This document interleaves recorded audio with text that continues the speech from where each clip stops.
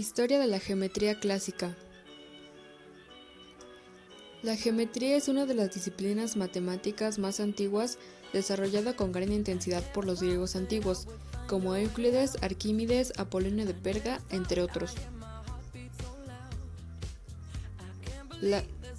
La geometría es la rama de las matemáticas que se ocupa de las propiedades del espacio. Se preocupa de problemas métricos como el cálculo del área y diámetro de figuras planas, y de la superficie y volumen de cuerpos sólidos. El origen del término geometría es una descripción precisa del trabajo de los primeros geómetras que se interesaban en problemas como la medida del tamaño de los campos o el trazado de ángulos rectos. Este tipo de geometría floreció en el antiguo Egipto, Sumeria y Babilonia.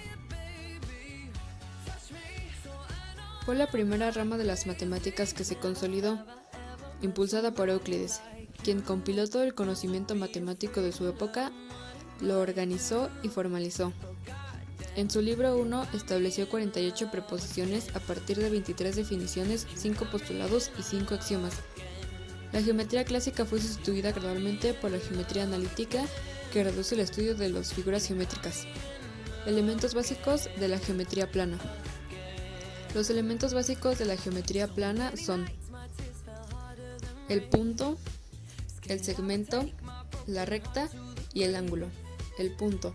El punto es el elemento mínimo del plano. Los otros elementos geométricos están formados por puntos. Habitualmente el punto se designa con una letra mayúscula.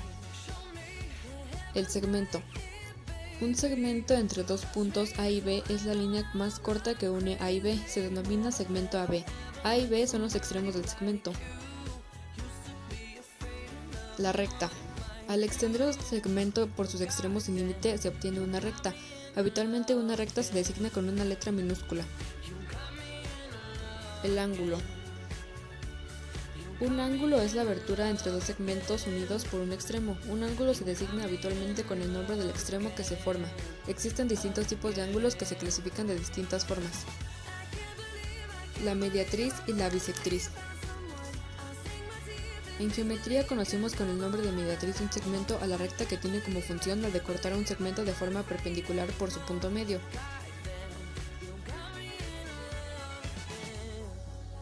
Algunas características de la mediatriz son: es una recta perpendicular, divide el ángulo por la mitad, pasa siempre por el punto medio del segmento. Las rectas mediatrices son también conocidas con el nombre de simetral. La bisectriz. La bisectriz de un ángulo es la semirrecta que pasa por el vértice del ángulo y lo divide en dos partes iguales. Es el lugar geométrico de los puntos del plano que están a la misma distancia de las semirrectas de un ángulo. En pocas palabras, la bisectriz es la recta que pasando por el vértice del ángulo lo divide en ángulos iguales.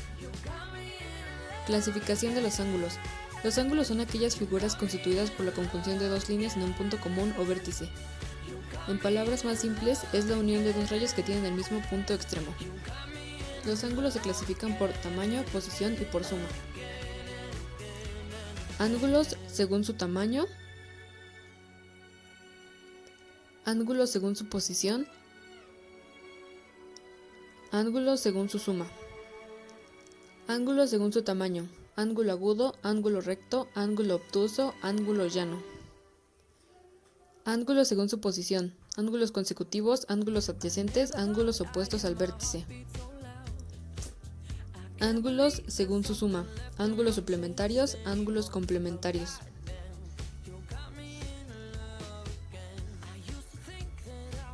Ángulos según su tamaño: ángulo agudo. Es aquel que está formado por dos semirrectas y mide menos de 90 y 0 grados. Ángulo recto. Es aquel ángulo que mide 90 grados siendo sus lados perpendiculares entre sí. Ángulo obtuso. Cuando el ángulo que se forma entre dos rectas supera los 90 grados pero es inferior a 180, estamos hablando de un ángulo obtuso. Ángulo llano. Si sumamos dos ángulos rectos nos da como resultado un ángulo llano, es decir, mide igual a 180 grados. Ángulos según su posición. Ángulos consecutivos. Son dos ángulos que comparten sus vértices y uno de sus lados. Ángulos adyacentes. Dos ángulos son adyacentes cuando tienen el vértice y un lado en común y el otro lado es una prolongación del otro, formando un ángulo llano. Ángulos opuestos al vértice.